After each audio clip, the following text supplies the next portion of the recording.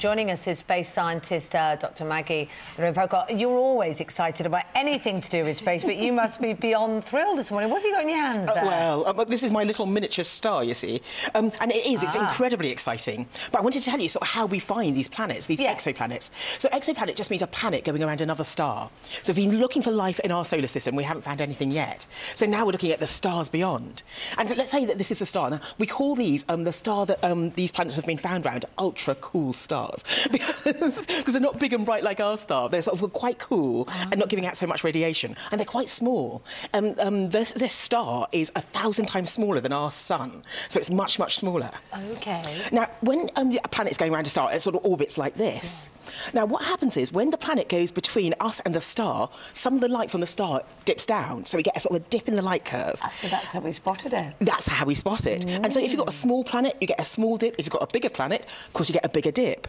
So by actually looking at the light coming from the star, we can see what sort of planet we've got.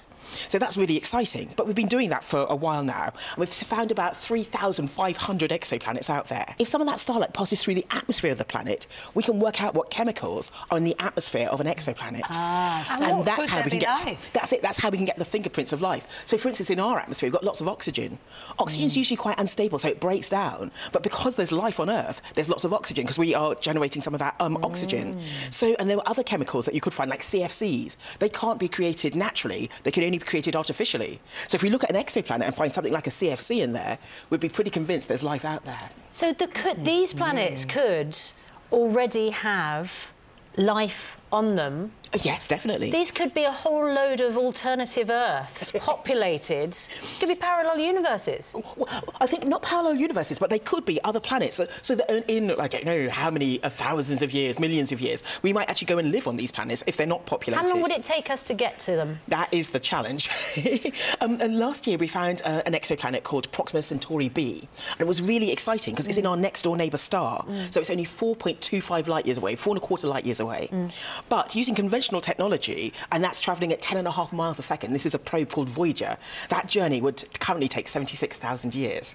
It's a bit of a damn.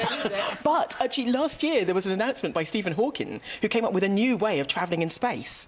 And the idea is you actually have what we call a solar sail, and you actually accelerate the solar sail using lasers on Earth, and it gets up to a fifth of the speed of light.